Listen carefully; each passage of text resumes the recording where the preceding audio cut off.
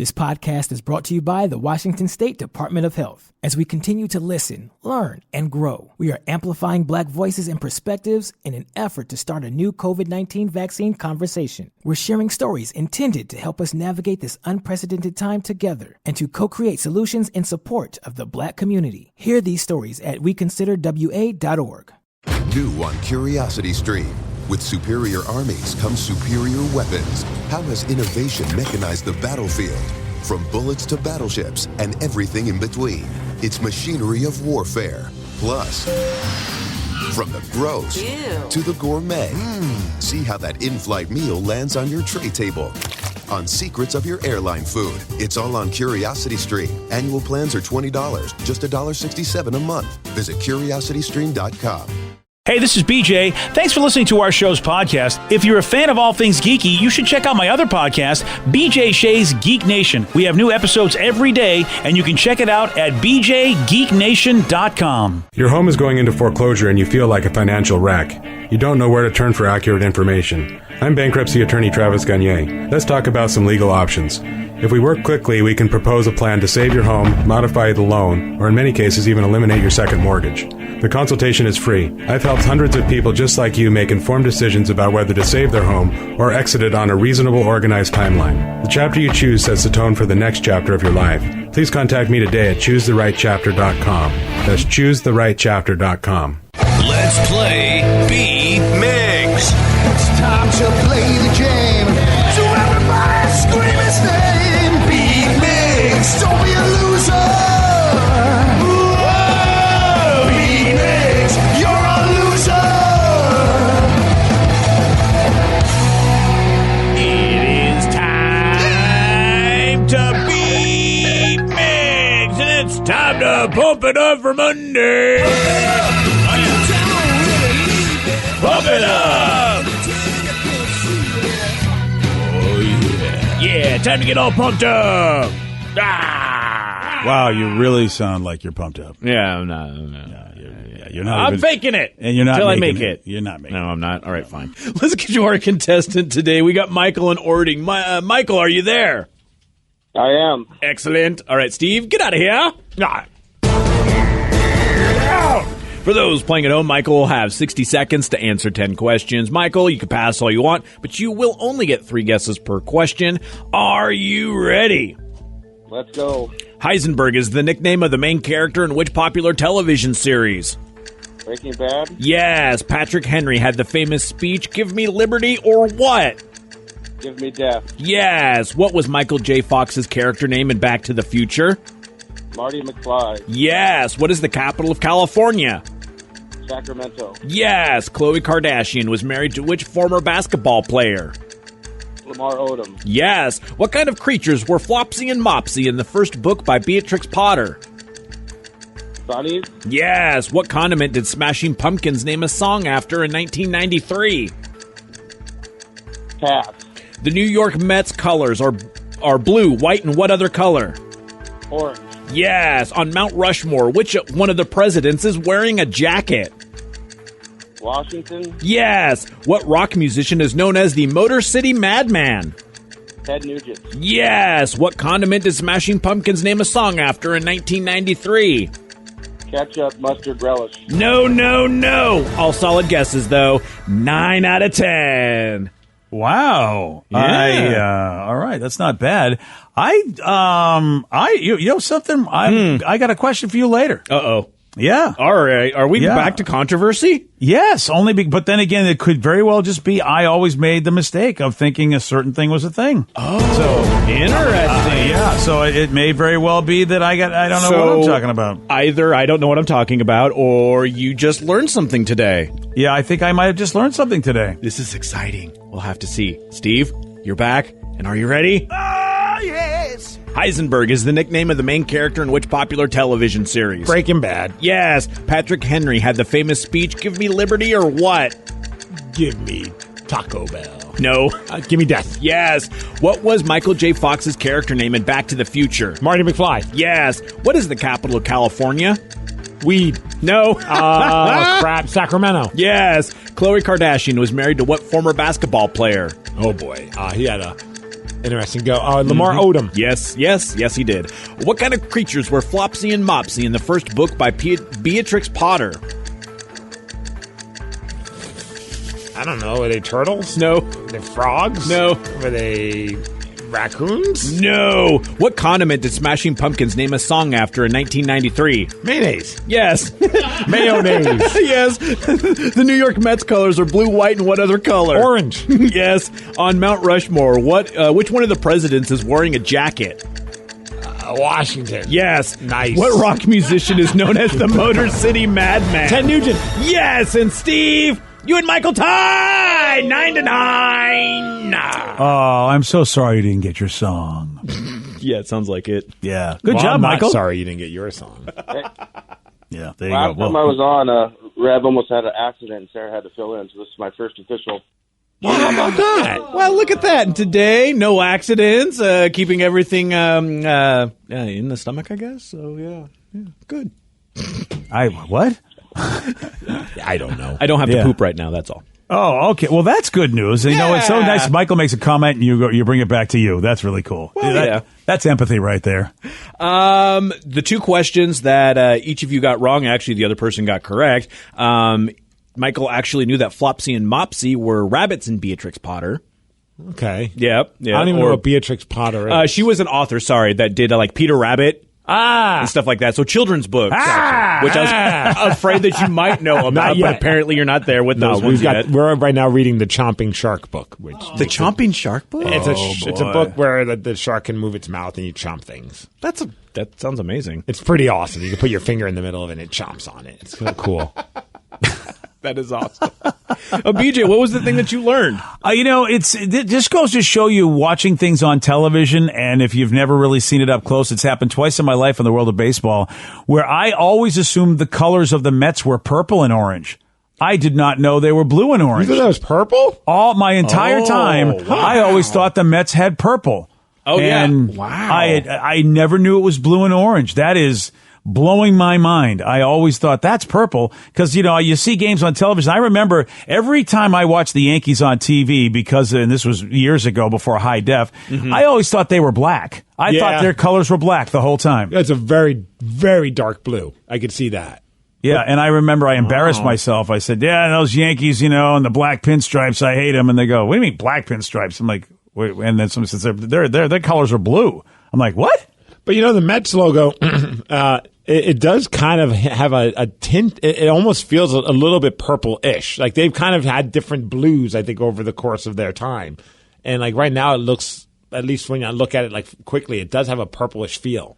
And it might be the orange that makes me think that. You know what I mean? When you put certain colors, I would have bet hundreds of dollars that they were purple and orange, which I think is a good combo. But I guess they're blue and orange. Yeah, like Odyssey. The Odyssey stuff is all purple and orange now, but it's definitely different from the Mets logo. Is it definitely purple? Because I don't even know blue for all I know. I hope it's purple. Well, congratulations on your tie, Steve. Thank you. Yeah, good job, Steve. You're a hell of a guy. We got a new study that found out the average person doesn't believe they are middle-aged until they hit. What do you guys think? What do you think makes you middle-aged? I mean, I'd say 45-ish. I think people think they're going to live till they're 90. 45 was my exact answer. Yeah. I was going to say 50. It's like hoping 50. for 100. 50 feels right, though. Yeah. I would say like 50, 45, 50, though. If you're a woman, because women live longer, I would say sure you could. I would say you think you could get to 90, so 45 would be it. But if you're a dude, I mean, come on, maybe 80 is probably. I think, who knows? Maybe with technology and everything, but I always thought 40 was middle age for me because I thought if I'm lucky if I get to 80, especially when I took a look at all the men that I grew up with in my life when they passed away, they all passed away like in their late 60s, their early 70s. It's crazy to think there was once a time where 20 was the midlife. When you hear those stories of people dying around 40, 50 years old back in the olden days. Oh, the way olden days. Yeah. Well, Steve, you hit it close. 47 years old is what people are thinking they're going to live to 94 years old, apparently. Seems like a good life. Yeah. I mean, it's a good life if you think you're going to live to 94, but I take a look at celebrities you know, or people who have money. And that's what I'm like, wow, if that guy died, this is what I always do. If that famous person died at 80, what chance do I have? Because they had all the money in the world to get the best medical care. That's what I think of every time somebody who's really famous passes away young. Or at least, you know, whatever. Any kind of, I'm like, okay, well, I'm done. I got no shot. Yeah. And so then people said, all right, they were asked, what are the signs that you're becoming middle-aged? And it turns out whenever we talk about Seinfeld on this show. Yeah. Right. Yeah. You may think middle age is around 47 on average like people do, but the signs happen a lot earlier than 47 years old that make you think you're middle-aged. So, Steve, you talked about this recently. You said you wanted to be able to get off the floor, you know, and you really want, so you're exercising and stretching so you can actually get up. Yeah. Feeling stiff is one of the big signs of feeling middle-aged. And not the good stiff, Steve. Not the good stiff. Right. I guess then the joke will be taking Viagra. That's another sign of yeah. Hey, yo. Yeah, dude, for sure. Like the whole idea of just, you know, not having to take several minutes to warm the body up to be able to get up if you've been sitting on the floor for an extended period of time. That's kind of important. And has anybody besides you feeling that, Steve? Feeling a little stiff? Oh, absolutely. There we go. Seriously, like I had to, when I went to the doctor, they're like, yeah, your shoulders are just going to hurt because you're older. And I was like, first off, that's rude. And why do both of my shoulders hurt from sleeping? How the hell do you sleep? Do you sleep on your head? I sleep on my side, apparently, and I dig in really deep. Like, apparently, I burrow my shoulder into the bed, and it just stays there for hours, and then I wake up and I can't move my arm. Yep, that'll happen. See, I'm not even 32 yet, but I'm feeling it in my hands. Like, definitely when it comes to, like, gripping something, when I have to... Shut up. I'm crazy. I didn't say anything. I know what you were thinking, Steve. We have the same brain. That's awesome. But like if I have a screwdriver or when I have to paint something, holding something for too long, my hands feel like they're stuck and I can't get them unstuck. Yeah. Yay, old. How about groaning when you bend down? Anybody got that going on? Oh, yeah, the dad groan.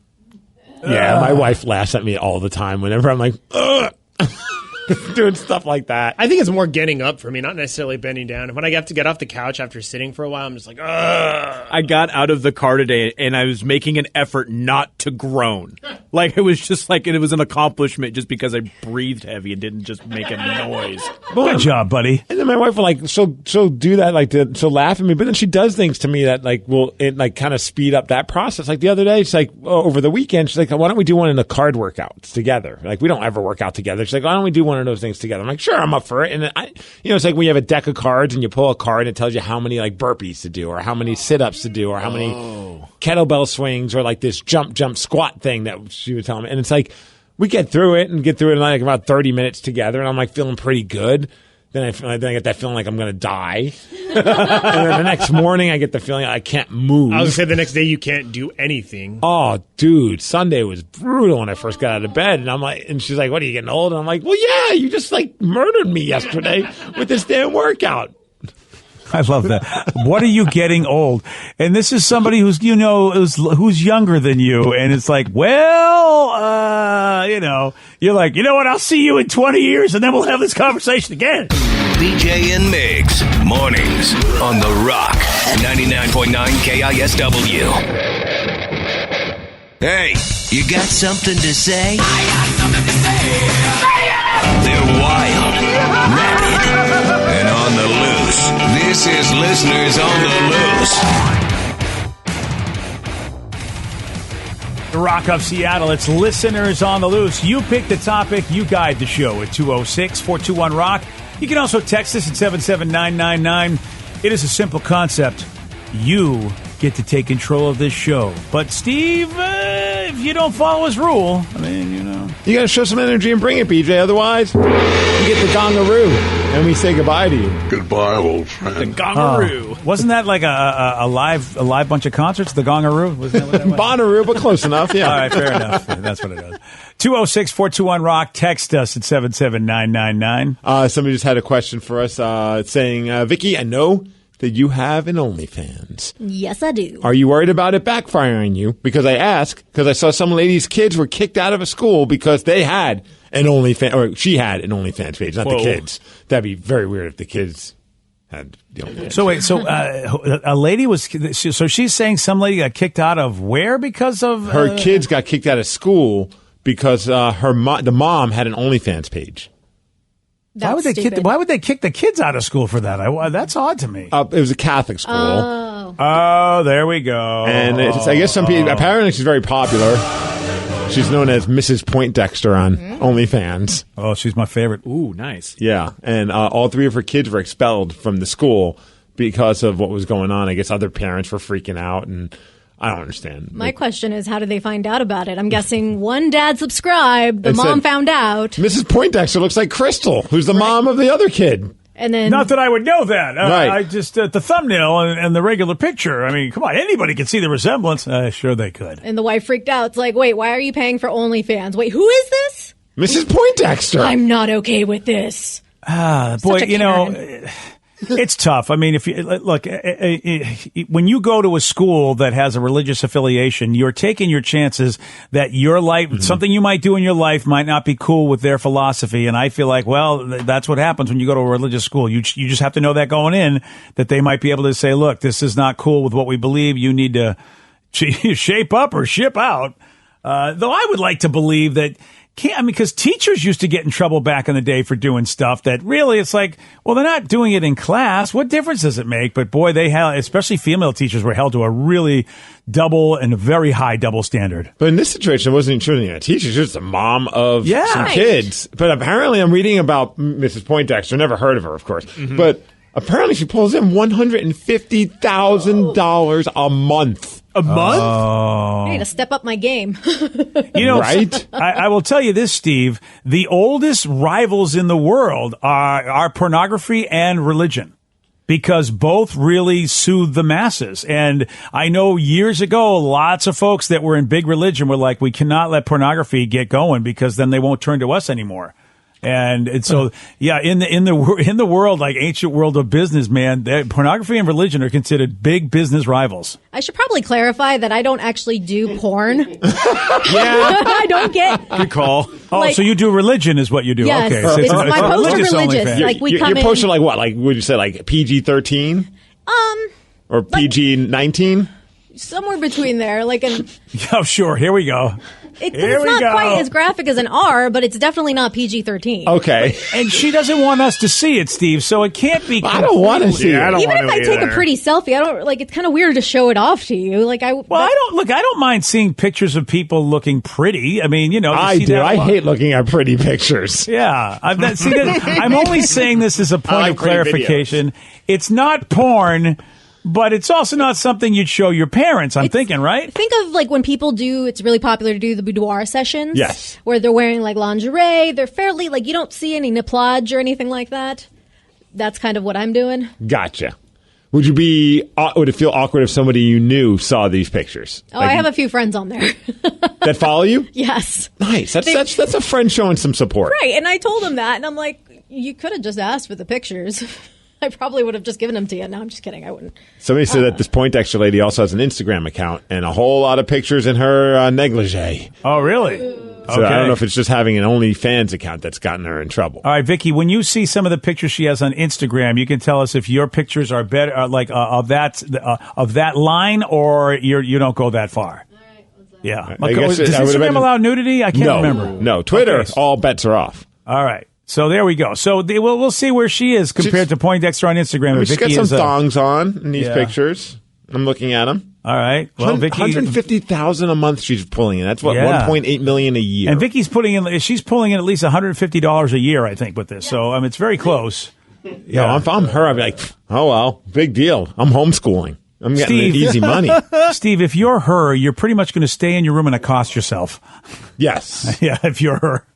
Yeah, I mean, minus the whole her being a Kansas City Chiefs fan. I mean, it's pretty cool. Oh, yeah, right? Wow, that's even more annoying. Whoa, hey. Oh, wow. Those private schools are expensive. You got to pay for those. Okay, so some of those now, Vicky, you're right. In the shots you're showing me, we're not seeing any nipplage or anything else like that. But I mean, those are definitely shots you wouldn't show everybody. She could be in a bra and panties match back in the old WWF days. So, Vicky, are you doing that kind of stuff too, Vicky? So something like tank top and underwear picture, something like that. That's it? That's as far as you go? I'm a little self-conscious about the mid-section at the moment because the COVID-15 turned into the COVID I 25. see. Well, how about that one picture where she's bending over and she's showing you the latest thong? There's you gonna do that, Vicky? You gonna do the bend over with the thong? I may or may not have done something like that. That's what I want. Okay. Steve, now we know. I want the truth about this OnlyFans site is all I'm saying. I don't want come on. You don't want the truth. Yeah. No, you're right. I can't handle the truth. So, all right. Somebody want to know, do your parents know that you have an OnlyFans account? Well, I'm sure they do now. No. I haven't told them. Is it like something that's like just like unspoken? We know it, but we're not talking about it? I mean, if they know it, we haven't talked about it. I'm sure somebody from my dad's job has come up to him and told him. Oh, I'm sure he loves that. I know. Which, by the way, don't be a snitch. Come on. Yeah. It's too late for that. It's too small. Stab you world. if you do that. I will say, however, when I create my content, it is very difficult to do it with parents and a toddler running around. Yeah, you can be like, hey, Mom, can you take this picture? Right, I'm trying to do a video, and all you hear is like this toddler scratching at the door. I'm in a meeting! But Vicky, if they found out you can make $150,000 a year, I think all of a sudden they probably would want to go into business with you. And BJ, $150,000 a month. A month? That's okay. what Mrs. Poindexter's pulling in. Oh, well, forget it, Vicky. Your parents will be like, yeah, we're doing this. We don't care. Vicky, take it all off at this point. We want $150,000 a month. I mean, Take this all off. I might have to subscribe to her. Yeah. I like her bio. Average mom, 44, senior executive in technology, computer engineer. 44? Mom, hunter, secret hot wife, and internet model. Shh. She's 44? Those pictures, are those pictures new that we saw on Instagram? Yeah. She does not look 44. Yeah, she's 44. Wow, she takes a good picture. Good job there, Ms. Poindexter. Mm-hmm. So, Steve, Yes, do you think then the Catholic school should just be too bad, just let her do what she wants, or do you think, well, I mean, they got their rules and it's probably against, Man, I mean, this is why I probably can never run a Catholic school for many reasons. But my thing would just be like, hey, who cares? Like, that's her business. Like, what do you care, parent? Well, see, there's some. I mean, chill the F out. Like, so what? She's taking pictures and putting them on the internet. If you don't like it, don't subscribe and don't look at it. Now, last time I checked, I haven't been a Catholic in a while, but last time I checked, women behaving that way was considered untoward back in my Catholic days. I don't know if they've relaxed it or not in the religion, but they care because women should not act that way. But can't you just go to confessional and you're just absolved and then you can go and do it again? Yeah, that is the get out of jail free card, which I never understood about our religion because I kept saying that's one of the reasons why I'm not that anymore and why the priest hated me because I'm like, what's the point of me confessing an act of contritioning if I'm just going to be this revolving door of sin? I don't understand. Dude, when I was a teen, that was the worst, doing the whole confessional thing, going in there and talking. Because you had this weird pressure you put on yourself. You're like, well, they're going to know if I'm lying. So then you start telling things that you probably shouldn't. You know what I mean? I'm telling the priest and then I'm a young man. Silence is finding really out about my own body, and I have to. I'm saying this, and I'm admitting to it. It's like I feel bad for that priest guy on the other end. It's like, yeah, I know we tell you to tell us everything, but you don't need to tell me that. Yeah, that's. And then on Thursday, I cranked it again, Father. It's like, what? You don't want to know this. The priest is like, I'm very surprised you could see your way to get into this booth as much as you crank it, young man. They said my hands are going to get hairy. They're not hairy at all, Father. Yeah. No. Yeah, you're absolutely right, dude. I wonder, and then you just wonder about the ones that really just want to, basically yank the chain of the priest and just go in there and just tell them all these stories, or horrific stories, and don't you have priest confidentiality or something like that? You go in there, well, hi, my name's Dexter, and jeez, and these are my sins. Yeah, I always had that weird fear of not telling everything, and then I think I probably just bored the living hell out of the priest, and I hated the confessionals. It was such a when he throw you, hey kid, get out of here until you have some real sins. My God, we got boring me. Come on, we got people in line that got some sins, kid. Get out of here. Get to the chorus. Right? It's like, cool. You didn't look both ways when crossing the street. That's a fascinating story, Stephen. Yeah. Now leave. Yeah, you know what? Don't go out and say anything except I am stupid. Chant that 4 times. Probably takes a nap while he's listening. Some of these kids, I got Steven, I got his brother Greg, and then John. I could sleep through all 3 of those. This would be great. Let me get my pillow. BJ and Migs, mornings on The Rock, 99.9 KISW. BJ and Migs, mornings on The Rock. KISW, The Rock of Seattle. It's listeners on the loose. You pick the topic. You guide the show at 206-421-ROCK. Text us at 77999. Oh, someone has a very fun question to ask all of us. If you could have any celebrity owe you a personal favor, what celebrity would that be, and what would the favor be? Whoa. Wow. If I could have a celebrity owe me a personal favor. Well, yeah. Currently, it's going to be Sonequa Martin Green or it could be Patrick Stewart. I'm going to take either one of them. Who is Sonequa Martin Green? Well, I know you don't know, but she's Captain Michael Burnham of the Starship Discovery, and of course, you know Patrick Stewart. Those are the two Star Trek shows going on right now, and I would love to be on one of the shows. So if she was my friend, I'd be like, or if Patrick Stewart was my friend, either one of them, I go, okay, I would love to be on an episode because, man, I was so close to being on an episode, but Bob Rivers beat me out in the contest. Yeah, I can't give you a hard time about that because mine is at first thought was I'm going to have The Rock be the celebrity. And the favor is that he's got to put us in a match at WrestleMania. Nice. Like, might as well. Yeah, if I'm going to go, yeah. I might as well go big. If anyone can make it happen, WWE's going to listen to whatever The Rock says. That's a fact. Have you guys watched Young Rock, the show on NBC? I watched a little bit of it. It looks pretty. It's a pretty cute show. It's a pretty well done show. Yeah, Yeah. I enjoy it, and my wife is digging it. And she's not a huge wrestling fan, but she's enjoying just like the backstory of The Rock. You just realize what a crazy life he lived, and just like when he talks about the struggles that he has, they put it in a very fun filter. But him and his family were going through some hard times, like when he was growing up. Oh yeah, and the kid they got playing him, boy, when it's so important when you cast somebody in a role, and if you get a child that's just got some great charisma, and that kid he's adorable. Well, they have all different kids because they bounce around. It sounds like you haven't watched. Oh, so I haven't. So they got different aspects of his life. I haven't seen that much of it. The whole show is just him constantly flashing back to certain points in his life. So it could be him in college, it could be him as a teenager, it could be him as a child. So it's been a lot of fun, and all the actors that they got playing The Rock do a great job. Oh, wow, that's really trippy. You know what? I did not expect that because I only watched a little bit of it, and I thought, okay, we're going to just watch it. I don't know. I just thought we were going to watch that part of his life when they showed the first episode where he's watching his dad in the ring. Yeah, at first I thought it was going to be like they're going to start at a young age and then kind of like just keep moving and moving, but they keep bouncing back and forth from him as a presidential candidate in the 2030s, which is how like the premise of the show is that he's running for president, doing a tell-all interview, and he's flashing back on past moments in his life. So you know what's going to happen, Steve. What's that? Because every show jumps the shark, So when this show is on for 7 seasons or whatever, then they're going to just do like the KFC Colonel, and they're just going to get a bunch of people playing The Rock who really could be anybody. Because they have nothing else to do to make it interesting, and so they'll get anybody to play The Rock. That kind of sounds fantastic, actually. I wouldn't mind it if like say Leslie Jones plays the 3-year-old Rock, she just shows up and Leslie Jones, anybody. That's what they have with the Colonel. They have anybody playing the Colonel. So that's what it could be like. Fair. It's just different parts of The Rock's life. You just get the most ridiculous people to play different parts of his life that they so don't belong in those parts.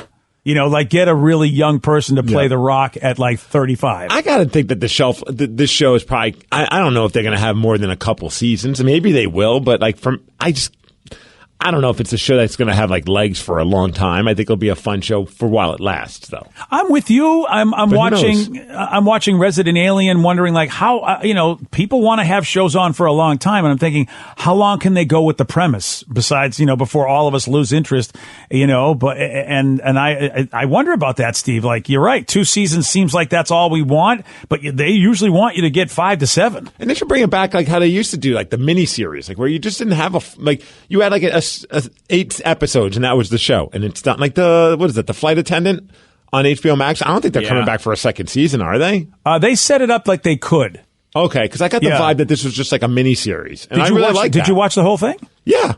Oh, I know what you mean, but I thought I read that it was a miniseries, and I was like, oh, okay, well, they set it up that they could, but I didn't think they were going to. But I could be wrong. What you mean. I didn't realize that. I hope they come back with it because I really want to see what's next for her. But you're right, they could easily end it where they ended it. At the end of January, HBO confirmed that the Flight Attendant will be back for round 2. Never mind. Yeah. Basically going to murder someone else, and then I have no idea. But okay, the positive first of all, response to really the show, she didn't murder anybody. I know. No, the fun thing about that show is that basically she was always under suspicion of being something, and then at the end of the show, she's actually going to be that something, which I thought was a really cool story arc. And hopefully that doesn't spoil anything for anybody. But I think it kind of just spoiled all of it, didn't it? Well, you don't know what I'm talking about. Well, I mean, really? Way to go, BJ. I mean, Well, once she's you watch the ruined first show. episode, you kind of figured, hopefully no one will remember what you just said. Okay, good. There you go. All right, Rev, Well, if you got a favor from a celebrity, what is it? And who is it? I'm going to go with Seth Rogen. Oh, nice. Is it weed based? Oh, yeah. He just started his own weed line, weed strain or whatever. That is such a shock. Yeah, like his own business. So he's really stoked about that. So yeah, it would be something like that. And call in those favors would be like, hey, Can I get some of that indica? basically. See, and I would go for Seth Rogen to see if he can. Again, it's all about walk-ons. I want to walk on in the boys. That's why I would go with Seth Or Rogen. all the different things. I mean, he's doing so many different stuff. You have to imagine that eventually he'll do another project. And it's a TV show called The Boys. Not now you just want to walk in on some boys. That's a really good point to make. Thank you, Steve. Phrasing. Vicky? Definitely Robert Downey Jr. because he's got massive pull at Marvel. I want to be in an MCU movie or show or both. I love how we're all just trying to except for Rev. He just wants weed. Yeah. The rest of us are going way unrealistic. Duh, that's the Interesting. point, right? Yeah. Oh my god! Wow, you didn't go with John. You didn't go with. Geez, I'm trying to think. I guess Robert Downey Jr. is one that got the most pull. I feel like he even gave his blessing with Tom Holland. I think he was part of the reason why Tom Holland got hired. So he got right. Spider-Man. I think he can put me in as a tiny little character somewhere. Now I'm thinking of John Favreau, man, so I can get into the Mandalorian or any of those Star Wars shows they're doing. He's in everything. He does, Marvel. He does, Mandalorian, Star Wars. He's done Elf. He does everything. So He's got that chef show. You know what? I want John Favreau because we have a day. It would be take me on your chef show. We'll go eat great food with some awesome celebrities. Then you can put me in a Marvel movie. Then put me in a Star Wars movie. Okay, I'm changing my mind. Sorry, Sonequa. Sorry, Patrick. It's John Favreau. Just with John Favreau's shadow. Yeah, that's all I want to be. 206-421-ROCK. Text us at 77999. It's listeners on the loose. This text is brought from, I clearly am not paying attention to all the story behind Tom and Jerry, but if this is, I can't imagine he's making this up. He goes, every time you talk about Tom and Jerry, I mean to call or text about this. Did you know the original series finale had them both commit suicide by train? What? In the show, Tom is sitting on the railroad tracks, depressed about his girlfriend leaving him for another cat. When Jerry comes along, tries to cheer him up, telling they weren't still talking at that point, but he's talking about the girlfriend. And then at the end of the episode, we see Jerry's girl driving off with another mouse, and then Jerry joins Tom on the tracks just as the oncoming train is about to hit them both. This Wow. was I had to look this up. It's called Blue Cat Blues. What year is this? This is before they were talking, so it's got to be 70s or 60s, right? 56. Oh, geez. 50s. Yeah. Well, it was you know a what? one reel animation. Yeah. And it's often considered the darkest Tom and Jerry cartoon. It actually happened, but it's not the actual finale of the cartoon. It was just a really dark short. Well, that's really sad. Yeah. I mean, come on. They needed the bulldog guy to come over and hey, come on, guys, suck it up. We'll find you some new broads. Yeah, look at that. Oh, look at there's somebody just driving off. Oh, she's getting married. The cat. Oh, she got married. She got left married him to a dog? I don't she know. left She got him married for to a dog. Or was it another cat? That was a cat. I couldn't tell. He looked kind of dog-like to me, but he's a dirty dog for doing that to Tom. And then he's crushing a glass of milk. Tom is at the bar. Oh, yeah, there he is. You know something? Now, think about the time, though. This is the 50s, and there's a Christmas movie. We talked about it when we this past holiday season, the top Christmas movies. I can't think of the name of it. I think Jack Lemmon was in it, but I was like, this is a weird Christmas movie because it's about suicide. And for some reason, it was during the Christmas season. During those years in the early 60s and late 50s, I think this was their way of being able to talk about a serious issue that they didn't know how to fix it. They didn't know. It's a Wonderful Life? The Apartment. Oh, The Apartment. The Apartment, yeah. It came out in 1960. Yeah, but you're right. Also, It's a Wonderful Life, Steve. Also, he thought about what's the point of me being around? Right, he's going to jump off a bridge. Yeah. So But Tom and Jerry's a cartoon. Well, they tried to teach us kids, man. What, when if I was someone growing dumps up, you, go get hit by a train? Well, what are we teaching them? They would always tell stories to us that they were don't do this, and they were pretty heavy-handed because for kids you got to be heavy-handed. even though they were adult themes, like it's like what am I, 5? I don't have a girlfriend. I don't have a girlfriend that's going to leave me for a guy in a sports car. I'm 5. But okay, this is what they put in the cartoons. Well, in the new movie, they get hooked on meth together. That's kind of the whole. And then that's when I turned it off. I was like, this is too heavy. Yeah. So but it's a hybrid live action. So we got Heisenberg. Is he's that's in it? what I was waiting. Is like it should be a cartoon Breaking Bad with Tom and Jerry. I kind of want to watch that. I would have went to the theaters to see that. It is amazing how clumsy they were to try to teach children to do the right thing, because in some way I'm sure they wanted to. But what was the right thing? At one point, that Tom was going to go. Jerry tried to talk him out of it, but then Jerry gets dumped, so Jerry joins in on the train party. Yeah, you're right. I'm not sure where the positive message is at the end of that story. No. That sounds like someone who was just sick of making Tom and Jerry cartoons. Like, you know what? Screw you. Screw everyone. I hate this damn cartoon. I'm going to kill them off. Yeah, that would be like if Clarence just basically pushed George over the bridge and go, yeah, this is, you know what, you're right. You shouldn't be here. It's a wonderful death. It's like, I hate children. I'm going to make a cartoon because I hate children. Right. You know, Rev, some of those cartoons, man. Have fun with this one, parents. Today's podcast was brought to you by Travis Gagne, bankruptcy attorney. Here's another question from a listener. If I file for bankruptcy, do I have to appear in court? That makes me nervous. Going to court is never something that's easy to do. However, when you file bankruptcy, you usually only have to attend one hearing at the courthouse. Of course, I'll be there with you. And when you go to court, it's not before the judge. It's actually with the trustee or the trustee's attorney. One of the things that's critical in a bankruptcy is that you give your attorney and the court all of your information.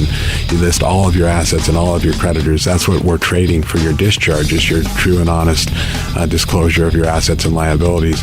And so the court hearing is just usually about a 5-minute deal where you show up and reaffirm and swear that all the information you've given the court and your attorney is correct. Thanks, Travis. If you have more questions about bankruptcy, you can reach out to Travis anytime at choosetherightchapter.com. That's choosetherightchapter.com. Thanks for listening. This podcast is brought to you by the Washington State Department of Health. As we continue to listen, learn, and grow, we are amplifying Black voices and perspectives in an effort to start a new COVID-19 vaccine conversation. We're sharing stories intended to help us navigate this unprecedented time together and to co-create solutions in support of the Black community. Hear these stories at weconsiderwa.org. New on Curiosity Stream. Are we close to building machines that are almost human? And can new technology give us superpowers? Find out on Super Sapiens. And in 1919, a British composer wrote the longest and most complex symphony in history. Conductors tried to perform it, but failed, declaring it cursed. Now a group of musicians will attempt the impossible, if they dare, on Curse of a Gothic Symphony. Watch now on Curiosity Stream. Annual plans are $20, just $1.67 a month. Visit curiositystream.com.